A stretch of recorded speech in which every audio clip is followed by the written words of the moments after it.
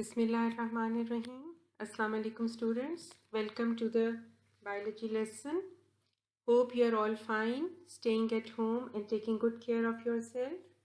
I expect that all of you are utilizing your time wisely and have made a timetable for your written assignments and giving time to learning of topics as well.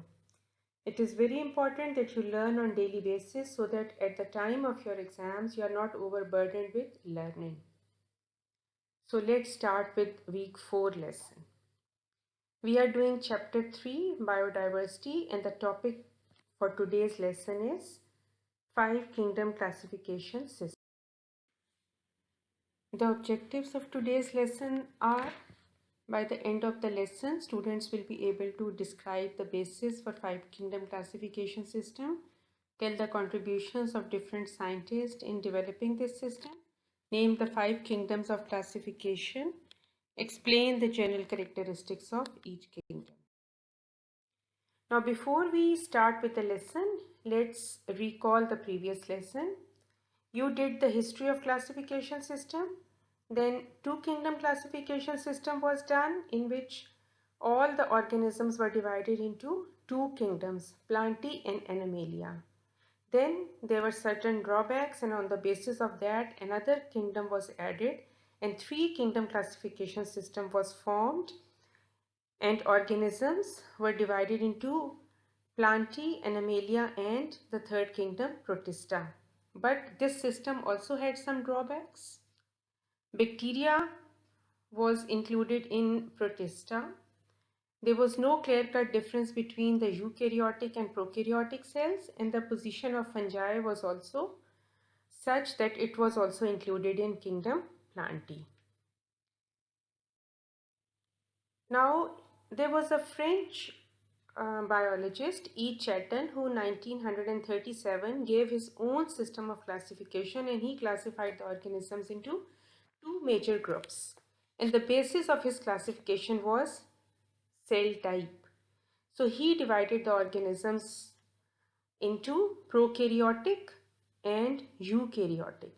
So bacteria was placed in prokaryotic group and the rest of the organisms, animals and plants, they were placed under eukaryotic. And I hope you remember from the previous chapter, chapter 4, we talked about the prokaryotic and eukaryotic organisms.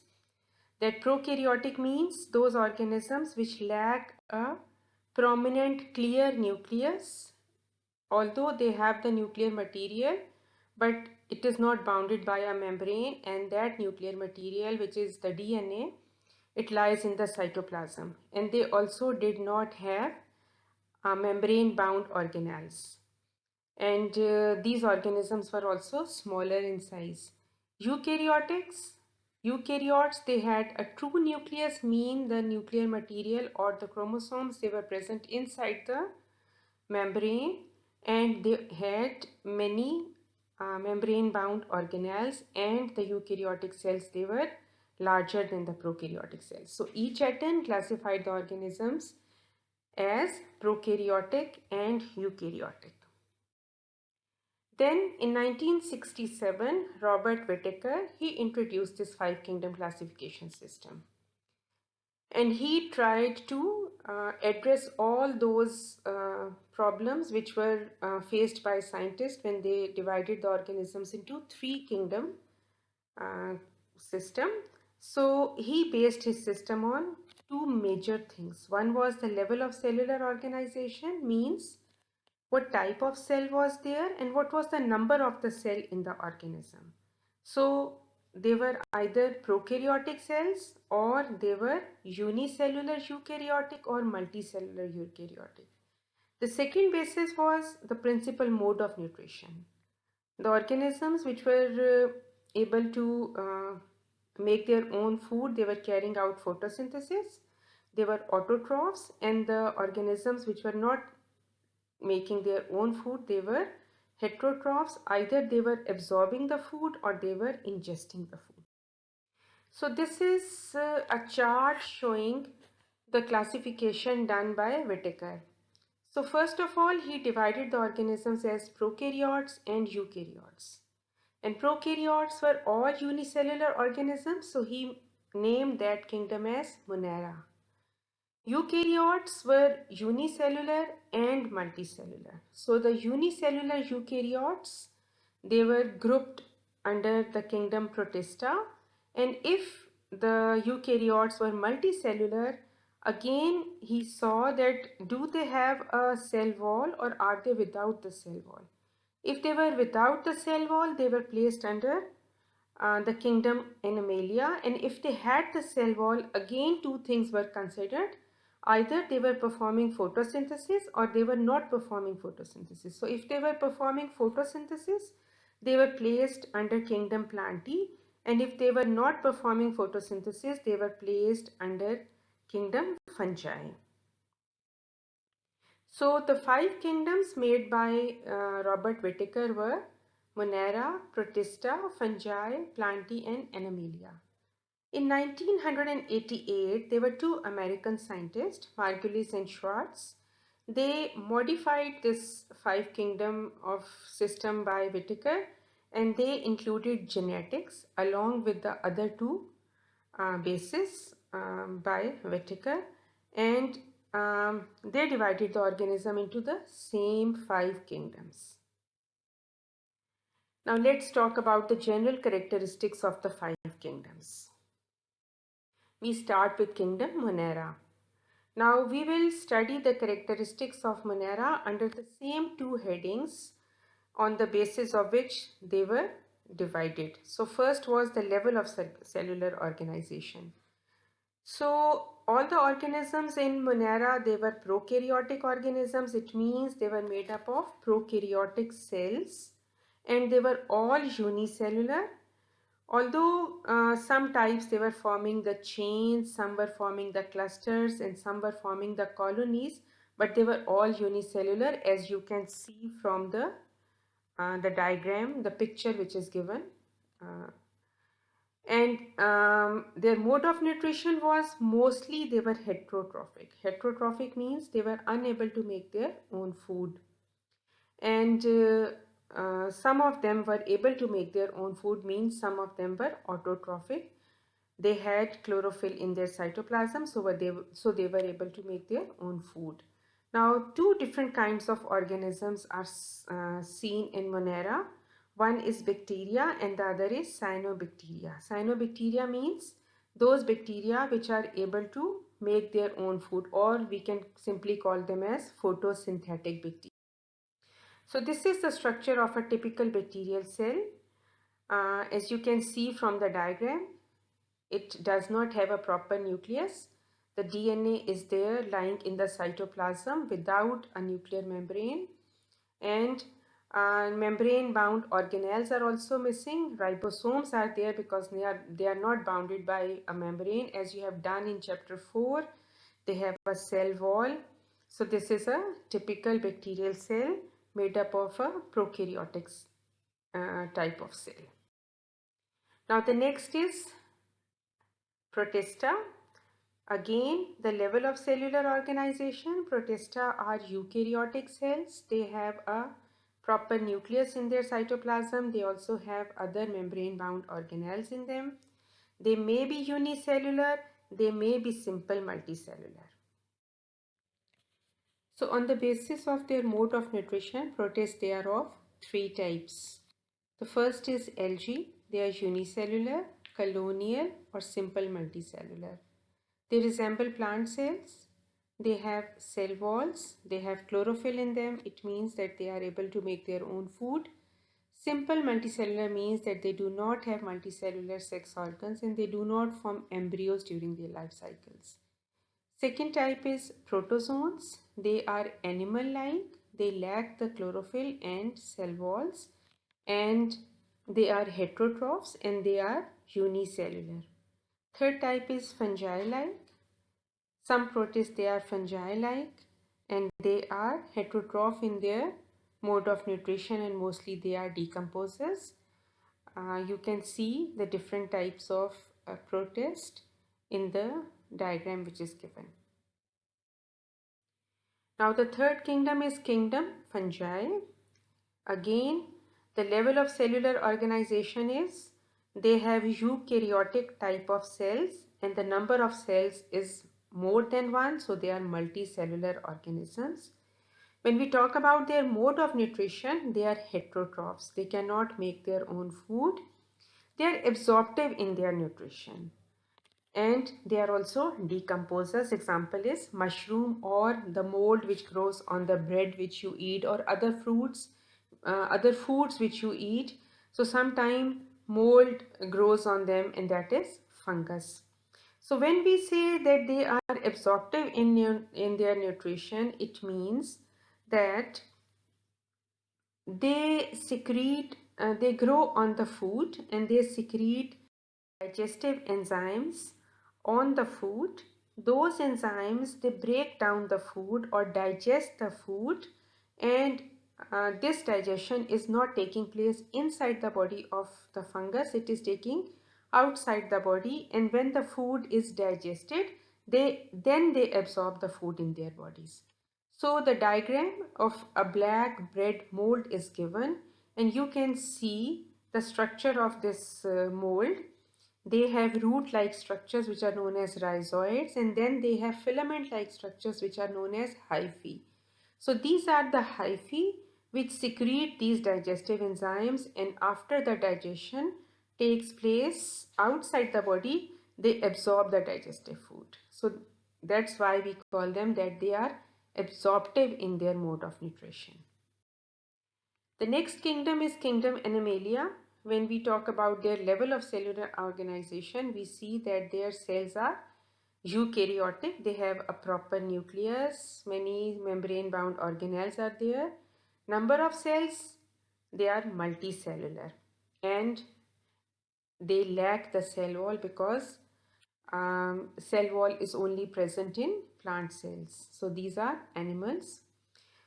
Their mode of nutrition is that they are consumers. It means heterotrophs. They cannot make their own food. They consume the food which is made by other organisms and they ingest their food. Ingesting means eat their food, and digestion of the food takes place inside the body in specialized cavities, and you have already done this digestive system in the previous classes. So inside the digestive system, the digestion takes place. And another feature of kingdom Animalia is that they show movement. So when we say that they ingest the food and digest it within their special activities, here is a diagram which shows that what ingestion means. Ingestion means eating of the food and then it is digested inside the digestive system. So if you're asked, sometimes there's a question in the paper that you have to differentiate between the mode of nutrition in fungi and the animals because both of them are heterotrophs. So fungi, they are heterotroph but they absorb their food. Digestion in fungi takes place outside the body. In humans or animals, they ingest their food. They eat the food and the digestion takes place inside their bodies. So this diagram shows very clearly shows what is ingestion and where does the digestion takes place in animals. The fifth kingdom is kingdom Plantae. Level of cellular organization is that they are all eukaryotic and all are multicellular. Their mode of nutrition is that they are autotrophs. They are able to photosynthesize and make their own food. They have multicellular sex organs and form embryos during their life cycles. Examples are mosses, ferns, and flowering plants. Mosses and ferns are non-flowering plants, and all the flowering plants are also included in kingdom Plantae. And as it is the spring season, so you can see a variety of flowering plants around you. Now this is a diagram which shows that Monera was the first kingdom which had the prokaryotic type of cells, and from Monera Protista evolved, and then Protista gave rise to the other three eukaryotic kingdoms, that is the fungi, plantae, and animalia. Now this table shows the distinguishing characteristics of the 5 kingdoms of life. This table is also given in your book. So we'll study the characteristics under the headings of the cell type, the nuclear envelope, cell wall, mode of nutrition, and multicellularity. So Monera, the cell type is they are prokaryotic. Nuclear envelope is absent in them. They have cell wall, but that is not made up of cellulose. It is made up of polysaccharides plus amino acids. Mode of nutrition is they are autotroph or heterotrophs, and multicellularity is absent because they are unicellular organisms. Protista cell type is eukaryotic, nuclear envelope is present, cell wall is present in some forms, and different types of material is present in the cell wall.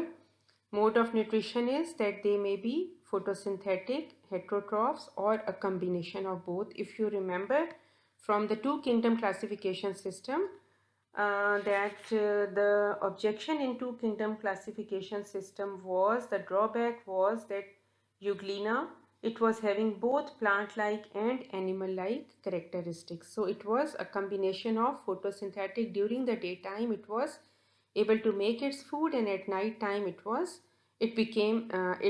used to become heterotroph. Now multicellularity is absent in most forms. Most of the protists, they are unicellular. Cell type in fungi is eukaryotic, nuclear envelope is present, cell wall is made up of chitin, they are absorptive and heterotrophs, and multicellularity is present in most forms. Plantae, they are eukaryotic, nuclear envelope is present, cellulose and other polysaccharides make the cell wall. They are photosynthetic in their mode of nutrition, and multicellularity is present in all forms. Animalia, they are eukaryotic, nuclear envelope is present, cell wall is absent. Mode of nutrition is they are heterotrophs and they are ingestive, and multicellularity is present in all forms. So these are the distinguishing characteristics of the 5 kingdoms of life. Now this completes the topic as well. Now let's have a recap of the topic. So we studied that E. Chatin, a French biologist, in 1937 divided all organisms as either prokaryotic or eukaryotic. Robert Whittaker in 1967 introduced the 5 kingdom classification system, and it was based on cellular organization, means what type of cells were there, what was the number of cells, and what was the second basis was the mode of nutrition. The 5 kingdoms made by Robert Whittaker were Monera, Protista, fungi, plantae, and animalia. 1988, Lynn Margulis and Schwartz, 2 American biologists, they modified the system and they considered genetics along with other characteristics. Scientists believe that kingdom Protista evolved from Monera, and then it gave rise to other 3 eukaryotic kingdoms. Now these are the 5 kingdoms. Monera at the base, which gave rise to Protista. Monera are prokaryotes. They either make their own food or they absorb the food. They may be motile, means they can move, or they may not be able to move. Then they gave rise to Protista, which are eukaryotic. They may be unicellular or multicellular. They may absorb their food, they may ingest their food, or they may photosynthesize. Then Protista gave rise to the 3 kingdoms: fungi, eukaryotic, multicellular, absorptive in their mode of nutrition. They are non-motile, means they cannot move, and their mode of reproduction is sexual reproduction takes place in them. Animals, they are eukaryotic, multicellular, ingestive in their mode of nutrition, and they are motile. It means they can move from one place to another, and they reproduce sexually. Plants, they are also eukaryotic, multicellular, they can photosynthesize, they are non-motile, they cannot move from one place to another, and they also reproduce sexually. Students, these are some online learning resources related to the topic. Hope all of you have understood the topic. Thank you.